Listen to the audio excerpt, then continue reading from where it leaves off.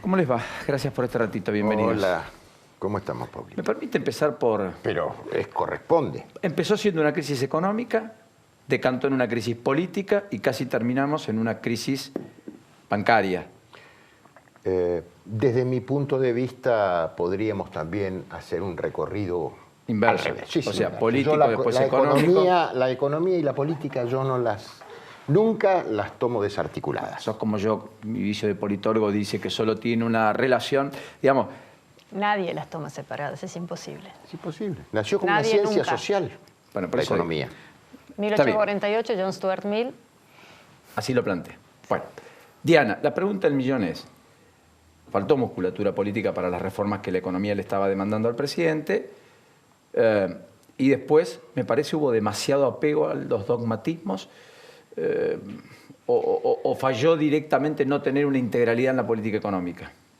Claramente no hubo una integralidad en la política económica desde el 2016, ni bien asume el gobierno de Cambiemos, hay una inconsistencia entre la política fiscal y monetaria. Eso está claro, se lo dijo todo el mundo. Había una posibilidad minúscula de que saliera bien y claramente no ocurrió. Pero lo que es muy importante aquí es lo que dijiste, digamos, faltó músculo político para hacer las reformas que son necesarias. La gran pregunta no es por qué pasó lo que pasó, sino ¿va a haber músculo político de ahora en adelante para hacer lo que es necesario? ¿Va a ser más fácil ahora? Perdón, ni siquiera creo que haya un consenso en la sociedad de qué es lo que hace falta. Entonces, si todos dijéramos, bueno, efectivamente lo que hace falta es cortar este dedo, bueno, me dolerá mucho, pero todos sabemos que esa es la solución. Pero me parece que ni siquiera hay una conciencia social de lo que hay. Tampoco espero que la comunidad en su conjunto lo sepa, tendrían que saberlo nuestros líderes. Y me permito dudar de que ya esté claro cuál es el camino. Guillermo Calvo en algún momento fue disruptivo porque cuando todo el mundo tenía temor de Alberto Fernández en el poder y todo lo que implicaba el regreso de Cristina al poder, dijo, bueno, cuidado, porque el peronismo es el que tiene la musculatura suficiente para en todo caso hacer, como en los 90, lo que otro no hubiera podido hacer, una reforma laboral, entre comillas, una convertibilidad, qué sé yo, mantener congeladas jubilaciones y otras tantas cosas. No me cabe ninguna duda que el peronismo tiene muchísimas más chances de poder hacerlo, pero volvemos a lo mismo. ¿Hay conciencia de cuál sería el camino? Déjamelo poner en otros términos. Argentina gasta más de lo que tiene. Tenemos un déficit fiscal que será entre déficit primario, financiero, será un déficit total, déjame poner un número muy redondo, 5% para el año que viene, y estoy siendo optimista, porque con la recesión que vamos a tener probablemente sea mayor. Y vamos a tener 0 este año de déficit primario, más 3 o 4 de financiero.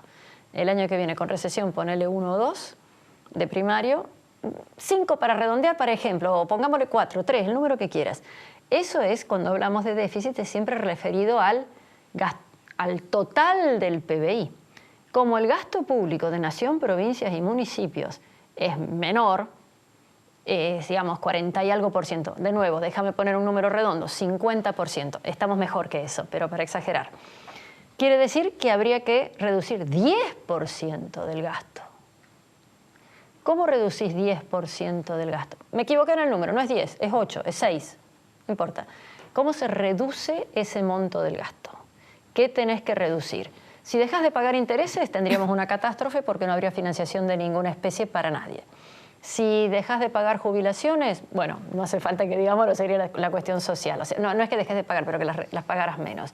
Si tratás de reducir algún otro tipo de cosas, no te va quedando nada más que una opción que es extremadamente dolorosa, que es reducir el salario real de todos los empleados del sector público.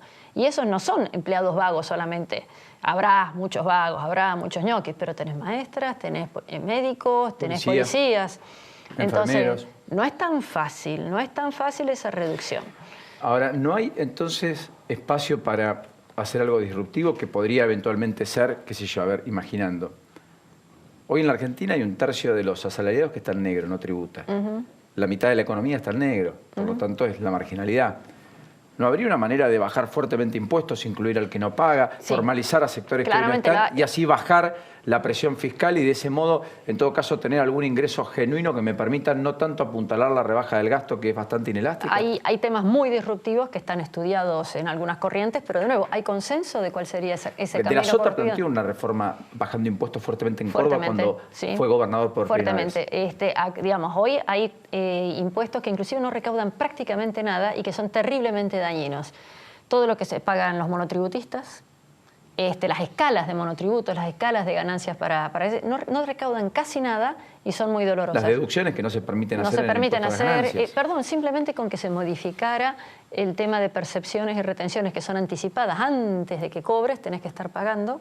Y tenés otro que, yo sé que sonaba muy bonito, pero que ha sido muy dañino, que es el de renta financiera, que no recaudó nada y que significa un problema de nuevo. De nuevo, es una cuestión de conciencia. A mucha gente le parece bonito cobrar ese otro impuesto, pero es dañino. Cualquiera de estas cosas vos podés hacer. Podés hacer una reforma laboral fuerte de un solo saque o podés hacer una cada 2 años y dejarla ya anunciada, que dentro de cada 2 años vas a estar haciendo tal modificación de tal manera. Se pueden modificar un montón de esquemas, pero de nuevo, ¿hay conciencia? Te pongo un ejemplo simplemente trivial. ¿Qué hacer con las indemnizaciones por despido? En Latinoamérica hay 8 modelos diferentes. 8 modelos. 8 modelos diferentes según qué país estés. En todos tienen, ¿no? Más alta, más baja, más generosa, menos generosa. ¿Cuál? Y entonces Argentina no ha estado trabajando en eso. La Fundación Pensar, que se dedicó mucho a este tema, no avanzó y claramente el grupo que tiene más posibilidades de ganar, digamos, la fórmula Fernández, no hay ningún indicio de que haya trabajado en estos temas tampoco. Si el 11 de diciembre se anuncia una reforma, buena, regular, mala, pero algo estaríamos mucho mejor. Ojalá eso ocurra. Tienen 1 mes y medio. Carlos, vos conocés el gen peronista, como pocos. La pregunta del millón es, bueno, primero, ¿qué peronismo vuelve? 1, 2, ¿cuánto hay de conciencia de todo esto? ¿Poco, mucho, nada? A ver, se dijeron cosas muy interesantes y acá ella que sabe de los instrumentos de la economía, cosa que yo lo sé por aproximación, señaló también varias puntas. A ver, el primer punto que diría yo para instalar es que yo no comparto en general la idea de el error, la ignorancia, el ensayo y el error con lo que ha ocurrido con la economía financiera de nuestro país. Yo creo que hay una cosmovisión, no dogmatismo probablemente, pero sí una visión que nos llevó realmente a catástrofes como un endeudamiento que es en la historia argentina la primera vez que el que logró ese endeudamiento, o se encadenó a ese endeudamiento, hay una suerte de cesación de pago. Yo los neologismos de reperfilamiento y, digamos, no soy muy adepto a las cosas, creo que hay que decir blanco, negro. Entonces, el primer punto es político, pero que tiene su correlación con la economía. Es una visión que se tuvo, inadecuada de lo que estaba esperando gran parte de la sociedad que votó al presidente actual. Esto es un punto. El segundo punto, para ir adentrándome más a lo que me preguntás, es el oficialismo prometió altisonantemente un cambio cultural. Esto lo decía el presidente constantemente. Yo diría sí, lo intentó y tomaron gran parte del sentido común de nuestra sociedad, pero fue un cambio cultural regresivo. No se avanzó nada en ese cambio cultural. Se avanzan en concepciones de creer que individuo y sociedad son totalmente no tienen nada que ver. Bueno, una serie de cosas que sería largo de debatir todo este tema. Peronismo, que me estás preguntando. Obviamente que lo que ha coagulado la coalición que se ha dado es una coalición heterogénea. Heterogénea, lo cual no quiere decir que habrá que ver el liderazgo en el caso de que se produzca la elección de Alberto Fernández, puede de alguna manera conducir ese proceso. Me parece que en esto ya también hay exageraciones. Por ejemplo, decir que vamos camino a Venezuela. Parecería que en estos días es no conocer el fenómeno de Venezuela y es macañar decir eso. La otra cuestión tiene que ver con levantarle el precio a la cámpora. La cámpora dentro del océano peronista es un componente, pero no es un componente definitivo. Obviamente que si vos me decís, pero piensa lo mismo Nielsen que Culfas. No, te voy a decir seguramente que no, pero bueno, para eso está la conversación y la elaboración de las líneas directrices de un país más que solamente de una economía. Y yo creo, por favor, sin inmiscuirme en la economía, yo creo que va a haber que diseñar tres niveles económicos en el pensamiento y en la representación. Uno es el social, la urgencia. No es lo mismo comer que no comer. Y eso uno no puede desconocerlo. El segundo registro tendría que ver con una economía que reconstruya el mercado interno, ¿sí? Con todo lo que podemos desarrollar al respecto. Y el tercer nivel es naturalmente representarse las complejidades del siglo XXI con la globalización, con las luchas comerciales y demás, y ver qué estrategia se da para hacer algo coherente y unificado y no parches todo el tiempo.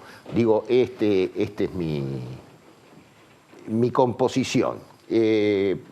Obviamente también tomo algunos puntos que tocaron acá que son muy interesantes. Reforma laboral, por ejemplo, que siempre se menciona.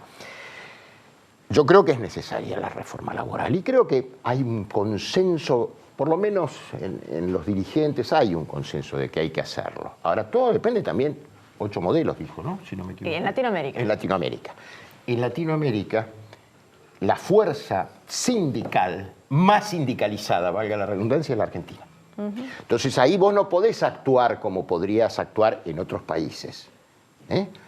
Este es el único país que tiene obras sociales sindicales. Bueno, y hay gente que ha conocido... Este es el único país que cobra compulsivamente un aporte al que es afiliado y al que no lo es. Bueno, por eso. Este es el único país donde un dirigente gremial se convierte en empresario. Sí.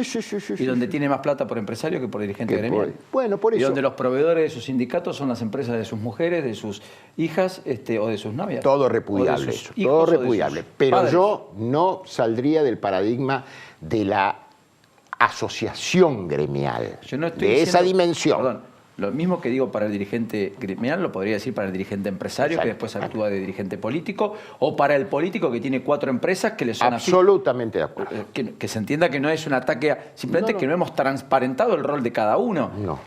Pepe Mujica no tiene 4 empresas. No. ¿Me explico lo que quiero marcar? Sí.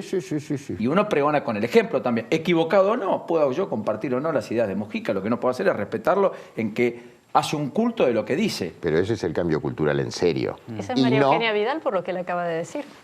Sí. Lo que acaba de demostrar. Kicillof no es distinto, ¿eh? No, Kicillof tampoco. Pero, a ver, en la apreciación inicial, por lo pronto. Pero de nuevo, todos estos temas son, la verdad que son apasionantes y son muy complejos. El tema es que hay que pagar los sueldos si sos una pyme, hay que mandar a los chicos al colegio y comprarles zapatillas, o hay que pagar los sueldos más importantes si sos mucho más monto, digamos, si sos el gobierno. Este tipo de discusiones, de decisiones, ningún país ha logrado la perfección. Está todo el mundo tratando de hacer más o menos. Y nosotros tenemos una urgencia gravísima, que es que el dinero no nos alcanza para lo que tenemos que pagar cada vez. El déficit fiscal que estaba previsto para este año, que iba a ser prácticamente 0, se iban a refinanciar los intereses, ya veremos si viene el dinero del Fondo Monetario, no lo sé, si llegaba se refinanciaba eso. 2020, ¿qué hacemos en el 2020? Entonces, ese es el tema que tenemos que definir muchísimo más claro. En una familia, en una empresa y obviamente en un gobierno, cuando el presupuesto no alcanza, uno tiene que decir esto sí lo hago, esto no, y sobre todo asigno prioridades, porque a lo mejor no es que no me alcanza y nunca me va a alcanzar, pero primero pongo los recursos acá y después los pondré allá. Creo que eso es extremadamente importante que lo veamos. Hay una solución muy fuerte que en Argentina, eso sí ha funcionado muy bien en estos últimos 3, 4 años, es todo el avance hacia las exportaciones. Argentina va a necesitar un crecimiento muy importante en exportaciones por varias razones. Una por la globalización, etc. Pero básicamente, digamos, lección de economía 1, el PBI está formado por consumo, inversión, gasto público y resultado de la balanza comercial. El PBI es el producto de bienes y servicios que produce una economía en un periodo determinado. Consumo, no te digo que destruido, pero claramente muy golpeado y va a estar peor, porque ha habido una notable caída del salario real en estas últimas 3 semanas. Inversión lo veo muy difícil porque los ahorros, tampoco nadie tiene mucha capacidad de ahorro, y para que hubiera ahorro tenés que pagar una tasa de interés muy alta que la economía no está en condiciones de Y el pagar. que tiene plata no la pone a producir, sino que la especula. Y la pone, o se la lleva. O se la lleva, pero acá no la mete. Y tiene toda la razón. Perdón, la tenía y le están pegando en los dedos por tenerla acá. Tenés el gasto público que necesariamente tiene que reducirse porque no alcanza para pagar con el esquema impositivo que tenemos, pero te quedan el saldo comercial que podría llegar a ser muy positivo. Este año fue positivo, en parte por caída de importaciones y en parte porque ya empieza a funcionar y mucho la máquina exportadora. Ya empieza a haber no solamente soja, trigo y maíz, ya empieza a haber exportaciones absolutamente no tradicionales de muchísimas cosas y entre otros de energía. Si canalizamos más los recursos hacia exportación, no lo único, pero lo primero que reciba fondos como para poder continuar, ahí tenés una posibilidad por lo menos que no te caiga mucho el PBI. Y de tener dólares genuinos. Y además de tener dólares, etcétera. Pero básicamente vos lo que necesitas es evitar una recesión o que la recesión sea livianita. Bueno, Diana, ayúdame. 55 años de vida económica, los últimos 55 en la Argentina, 22 con recesión. Sí. Es una estadística que a mí me asombra, porque digamos, Horrible. cualquier país que vos le plantees esto es un Horrible. país que definitivamente está atascado. Y fíjate cómo ha funcionado, digamos, todo lo que a muchos nos preocupa, que es, digamos, claramente el crecimiento de la pobreza, ha significado una migración interna muy grande que es ininterrumpida también de los últimos 50, 70 años, no sé qué. Quiere decir que en el interior se vive peor que lo que se vive en una villa aquí en Buenos Aires o en las grandes urbes. Entonces, ¿dónde pones los recursos? ¿Dónde tiene más impacto? Todo ese tipo de guía es la que yo no escucho ni he escuchado en 55 años que se habla en Argentina. Una cosa es decir, voy a combatir el flagelo de la inflación, de la pobreza, de la salud, etcétera. Sí, bueno, ¿a dónde empiezo? Sí, a mí lo que me perturba, y nos perturba a todos los que hacemos esto todos los días también, ¿sabes qué es, Diana? No sé si te pasa, Carlos, pero que nuestra meta, nuestro objetivo sea cómo bajamos la inflación casi sistemáticamente, cómo evitamos un nuevo default casi sistemáticamente. Claro, porque siempre caemos en el mismo error. La inflación es el resultado. Bueno, pero claro, pero estamos hablando de los mismos temas además. Ah, sí, bueno. Yo comparto parcialmente el tema este de la inflación en este sentido. La economía no puede tapar, la moneda no puede tapar lo que es en el fondo relaciones de fuerza y de conflicto que se dan en una sociedad y que la política debe mediatizarlas para tratar de buscar el justo término, diría Aristóteles, ¿no es cierto?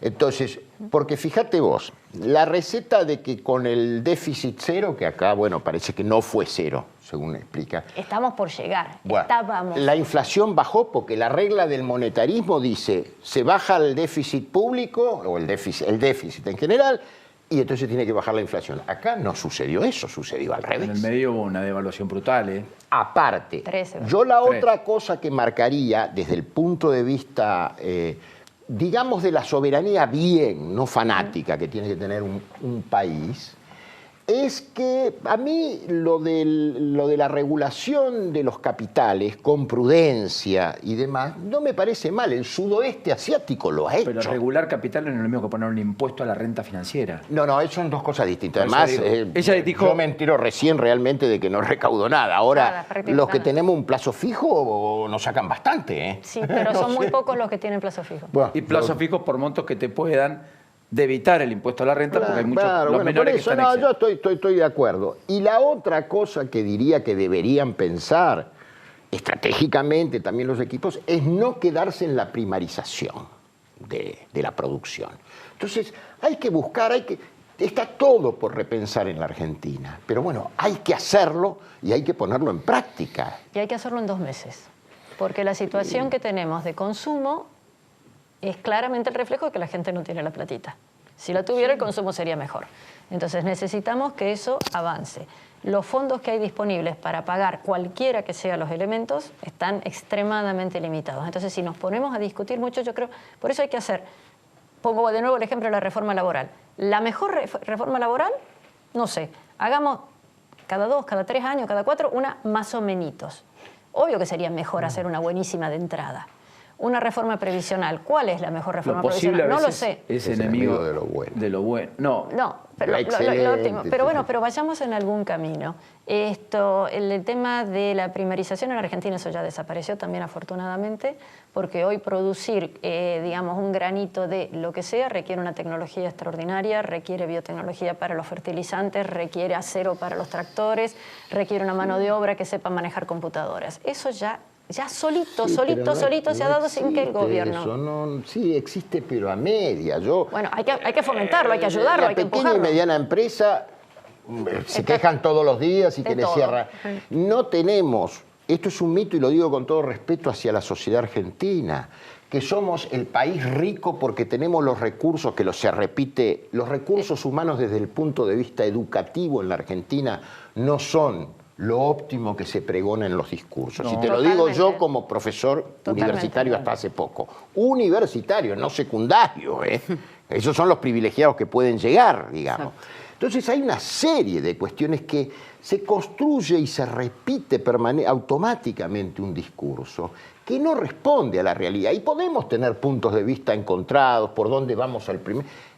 Pero el tema es justamente esto, pensar y diseñar. Yo te digo una locura, Paulino. ¿Vos te acordás de la iniciativa de Alfonsín de cambiar el eje de la capital federal hacia llevarla a Viedma? Hubo discusión si era Mar del Plata o Viedma. Triunfó, porque esta viene de la década del 70, esa discusión. Triunfa Río Negro. Yo te pregunto, ¿no se puede diseñar realmente, no sé, 5 centros urbanos en lugares estratégicamente enclavados que te cambien el escenario del país? Es inviable un país que no, en algún aspecto, no regionalice las cosas. O sea, vos decís la conurbanización La persistente de regionalización. la Argentina atenta contra la posibilidad de tener una política de desarrollo de mediano y largo plazo. ¿Cómo desacumulás el hacinamiento en el conurbano? Bueno, pero acá todos los incentivos estuvieron puestos durante muchos años a subsidiar al que vivía acá, mal, bien, regular, no Mal, importa, está pero bien. darle un transporte barato, una energía barata. Sí. Y todos los incentivos para que venga, no para que se vaya. En Europa el subsidio agrícola es para el Para que se quede. exactamente inverso fenómeno y que produzca en el campo, pero que no sea parte del hacinamiento de la gran urbe, digamos. Exactamente. No sé, tal vez tengamos que discutir también esto. Bueno, ese es uno de los primeros puntos. Perdón, te quería consultar porque quiero aprovecharte antes Del que peronismo, te vayas. del peronismo. ¿Qué te genera? Con el respeto a Diana, por Sí, supuesto. perdón, Diana, pero No, por si favor, no es después se mucho me va más el entretenido. hombre, Si alguien nos sabe apremia lo el que es el- tiempo y siempre No lo termina. tenemos siempre acá. Bueno, Si alguien sabe lo que es el peronismo, que aproveche y explique. Exacto. ¿Cómo estás viendo, más allá de esta disputa que va a tener con la Cámpora, los gestos que está dando Alberto Fernández? No sé, no quiero pecar de infidente, pero ¿te escribiste, te vas a reunir? No, verdaderamente no. Porque no. hay un sector del peronismo que todavía no está ahí, que es el que, digamos, en algún momento jugó para la Baña y que se acercó más a la Baña.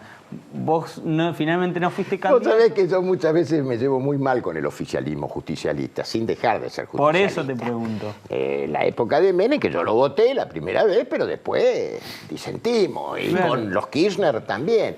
No, la verdad que no le he deseado lo mejor como argentino, pero no. Conozco a Claro. varios compañeros y compañeras que están en el equipo de ahí, que tengo un gran respeto, digo, bueno, está ahí uno de los nietos de Cafiero, Santiago, Miguel Cuberos. Culfas me parece un tipo serio, puede ser que en la filosofía económica a lo mejor haya disidencias, pero es un tipo serio, él tuvo todo el registro de estadística en la Ciudad Autónoma de Buenos Aires. Y yo creo que además la conjunción va a llevar su tiempo, pero yo creo que finalmente si triunfa Alberto Fernández, y bueno, yo creo que va a haber un encuadramiento, obviamente que el tipo de liderazgo y el tipo de conducción, nosotros los peronistas tenemos una cosa mítica, obviamente, ya las nuevas generaciones supongo que no, Claro. obviamente ese tipo de conducción era de Perón, fue una circunstancia histórica muy particular y ya no se repite. Pero bueno, ella habló de la conciencia, por ejemplo. Claro. Este es un tema de pedagogía política que hay que hacer en nuestro país y que la deben hacer los dirigentes de todos los partidos. La reforma política, no tenemos sistema de representación hoy por hoy. Las coaliciones no son perdurables. Fíjate lo que pasa con el radicalismo y con el PRO. En fin, yo creo que está todo por pensar y por hacer. Bueno, ahí están las nuevas generaciones. Ahí hay un gran elemento. El 10 de diciembre se pueden anunciar de nuevo cosas light, no completas, pero independientemente de la representación, si el sistema de las PASO sirve o no sirve, hay que dejarlo, No, hay que eso, dejarlo. pero yo creo que es más profundo otra cosa, que eso, muchísimo sí. más profundo, pero por ejemplo, el costo político, tenemos diputados. Aquí permanente se dice hay que respetar a la mayoría. No, la democracia es el respeto de las minorías. Efectivamente. La representación de las minorías, de todos. El indiecito que está en ese lado y el ricachón que está en el otro. Todos. Entonces, ese tipo de cosas son las cosas que hay que empezar a repetir. Y uno lo escucha con dolor de parte de nuestros máximos dirigentes de todos los pelos, colores, edades y nietos del que fuere, que repiten cosas que son técnicamente barbaridades. Claro. Entonces, lo que podemos hacer es simplemente Mucho decir... guión hay en los políticos, muy guionados. Oye, escuché a alguien que dice, repite. el político tiene que hablar, no tiene por qué saber qué es lo que dice. Pero bueno, pero después trabajan y dirigen. Entonces, Eso lo decía Durán Vara. Así que- bueno, no sé quién lo decía, y así pero terminamos. Así el tema que nosotros tenemos en Argentina es que reconocer que no podemos gastar más de lo que tenemos, no podemos seguir con inflación, no podemos seguir con una estructura difícil. Ya sé que me estás haciendo señal de cortar. No, estoy saludando a Rosendo Fraga. bueno, Se está mirando, sí, se pero- está mirando con Incluyente, atención, ¿no? Rosendo, y dice, ¿para qué vine? Si están los que saben. ¿No, Rosendo? Bueno, pero digamos, hay que hacer cosas que son de largo aliento. Y una de las cosas más importantes que hay que decirle a los argentinos es que cualquiera que sea el camino que escojamos, ojalá que escojamos uno muy bueno y muy rápido son 15, 20 años, no menos. Bueno, usted dijo que los salarios durante 10 años no van a crecer, ¿no? No dije eso, que no ha crecido. No. O que el salario va a ser muy bajo en los próximos... El salario real ha quedado destruido después de estos últimos 2 golpes del dólar. Claro, sí. A ver, sí, la Argentina ha venido ajustando por salario más que por cualquier otra cosa su economía sistemáticamente. Sí. Pensá que hoy hicimos un pacto automotriz con Brasil de vuelta, lo renovamos por 10 años. El real en Brasil vale exactamente lo mismo hoy prácticamente que en 2002. Claro. El peso hoy vale 60 veces lo que valía, menos de lo que valía en 2002. 60. Bueno, nosotros tenemos un problema de convicción de que hay que trabajar, porque todos queremos, vos mismo lo dijiste cuando estábamos llegando a las automotrices, pero sácame esto, sácame el otro, poneme las mismas condiciones de tasa de interés, de impuestos, o sea, yo no soy el problema, son los otros. Bueno, cada uno piensa lo mismo. Yo lo dijo Tato, la culpa la tiene el otro. Siempre. Culpa tiene el otro. Nunca nosotros. Lo Eso lo último, dice mi marido, pero lo último, que es importante. Más allá de todos estos aspectos, da la impresión que en la Argentina nos vamos a tener que despojar de aquello que André Malraux definió a la ciudad de Buenos Aires como la capital de un imperio que nunca existió, es decir, creernos que somos un imperio, somos importantes, tenemos recursos, pero vamos a tener que trabajar mucho. Y la idea de que el corto plazo son 10 años, no mañana, también nos va a tener que llegar en algún momento.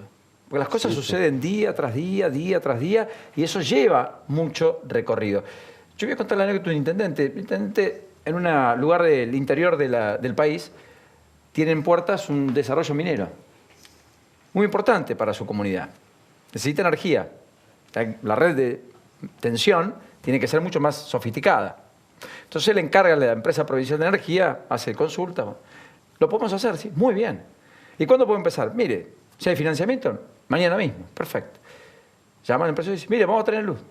Después se da vuelta y dice, ¿y cuánto tiempo va a tardar la luz? No, media atención. 7 años. ¿Cuánto? 7 años. Pero yo no soy más intendente, el empresario hoy, no sé si la plata la va a tener, si va a querer hacer la inversión. Bueno, pero los países son eso, ¿no? Sí, yo lo viví muy cortito, porque fue una experiencia que descolocó a nuestro país. Yo llamo el chip de la temporalidad. Quiere decir esto, esto lo aprendí con la crisis del 2001, porque ahí todo tenía que ser inmediatamente resuelto y no iba a poder ser.